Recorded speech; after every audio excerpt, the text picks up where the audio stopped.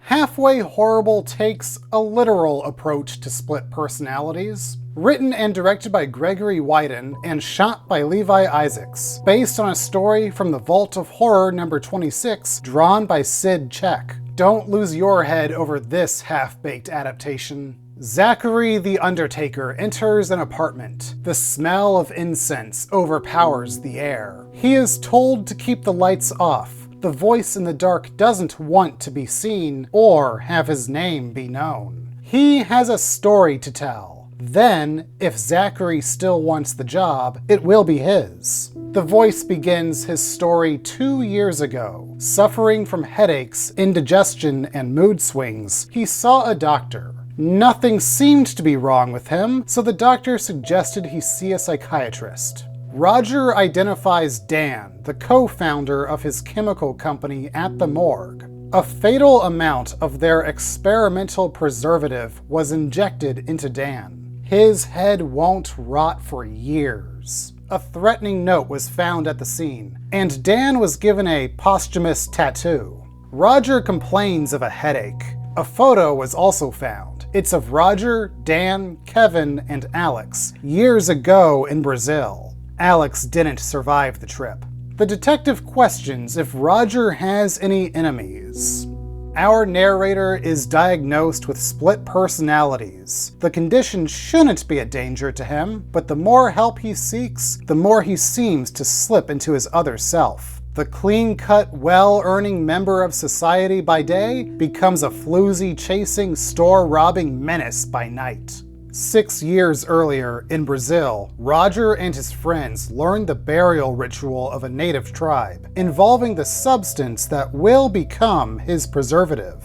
Alex, Dan, and Kevin think this is going too far, but Roger assures them everyone has a dark side. In present day, Roger comes home to some discouraging graffiti and a peculiar voodoo doll. The detective suggests he leave town for a few days, but Roger's preservative is in the midst of FDA approval. He still has that headache. The detective presses if anyone wants Roger out of the picture. Nobody. At least, nobody living. Things get worse. The narrator wakes up in places he's never been before, with no memory. The doc's advice isn't working. The evil personality starts to emerge during the day. At his next appointment, the nameless protagonist greets his psychiatrist as normal. Next thing he knows, he's standing over the professional's dead body. Fearing the law, he catches a plane to Haiti. Flashback to Brazil, Dan and Kevin work with their new ingredient, when Roger claims Alex will take a separate flight back. That's not true. As a trade for the native secrets, Alex is offered as a sacrifice. Roger,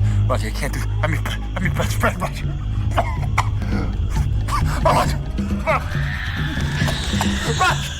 you can't do this. Roger, I'm your best friend. Sorry. Roger, you can't do this. No! Roger! No! Roger gives a TV interview, demonstrating his groundbreaking discovery. These apples were harvested over 2 years ago and treated with Extheon B. 2 years? Uh-huh.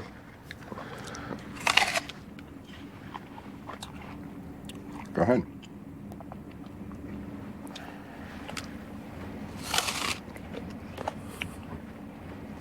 Delicious.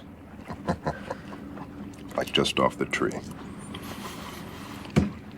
It's a whole new world. Wood that you use in the construction of your home will never rot.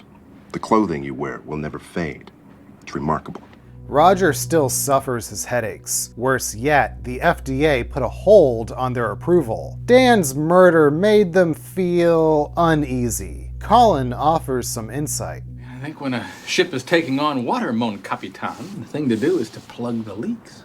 Yes, and exactly which leak did you have in mind? Kevin. Kevin? I haven't spoken to Kevin since Brazil.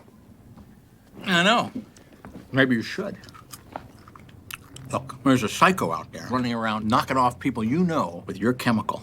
Now, if you should suddenly decide to look up Kevin, your little leak could turn into the Titanic's iceberg. Roger finds his old friend in less than ideal condition, with a familiar note taped to him. Believing he's been set up for the murders, Roger takes his anger out on Colin. You've lost it! God, you finally lost it! You...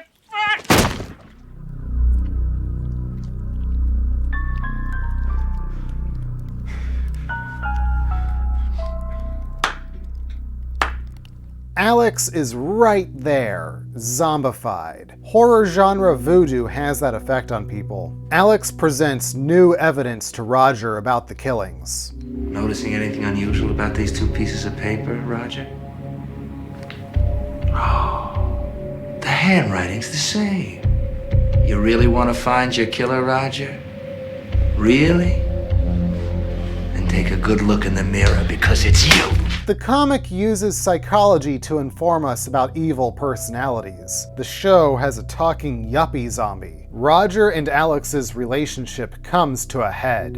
In Haiti, the man learns how a voodoo doll can be used to kill a person. He explains to a witch doctor that half of him is good and half is evil. He wants to kill his evil half. The witch doctor refuses, but what in this world can't be bought? Using hair, skin, and nail samples, a doll is fashioned in the image of the narrator. Half the doll is painted white for good, and half is painted black for evil. After receiving his payment, the witch doctor stabs the black half of the doll. Dr. Benaloy makes a house call. Recognizing the voodoo doll right away, he gives something of an explanation. It's called a shoe. A harnessing of the two-faced God that controls the coexistence of good and evil. When this voodoo is released, it destroys that balance. Benaloy has only one possible solution: kill Roger's evil half. Desperate, Roger will pay anything. The lighting in the room changes. The duck works his magic. Scary stuff. Zachary doesn't understand why he was called. The evil personality is gone. What use is there for an undertaker? The incense in the room fades. A foul odor takes over. Zachary demands his host turn on the lights. He sees it now. The evil half is dead, but so is half of the man's body. It's decaying, and he can't stand the smell. He needs Zachary to embalm his dead half. On the phone, Roger's assistant informs him the police want to question him about the bodies in his office. Never mind that. He needs her to bring the remainder of their preservative stock. When she gets there, Roger instructs her to keep the lights off. He takes the preservative from her. We know where this is going. He needs it to stop the decay of his now dead evil half. Clancy Brown has a voice that turns every character he plays into a commanding performance. The episode has glaring shortcomings, but I want to see how Brown plays things out. It's always fun when Cheech Marin shows up, but his appearance is so quick and his ritual scene is finished before we can even register its over-the-topness. We got cheated out of some real chemistry between Brown and Marin. The separation between the good and evil self is the most important aspect of the comic, and it feels like a rushed afterthought in its own adaptation. Next to the importance thrust upon the murder mystery dredging up Roger's past sins, and an unhappy zombie friend, talk of hidden evil personalities doesn't carry much weight. The comic has a very clear progression. The narrator's problems lead to learning of his split personalities. The condition worsens, he skips town to Haiti, the witch doctor kills his evil side, literally rotting half of his body, ending with him begging the Undertaker for help. A lot happens, and it follows crypt logic, but everything builds to the final reveal. The episode took these elements, underdeveloped some, added others, and we're left with a story without a head on its shoulders. Submit now, Mr. Lasso. Submit now.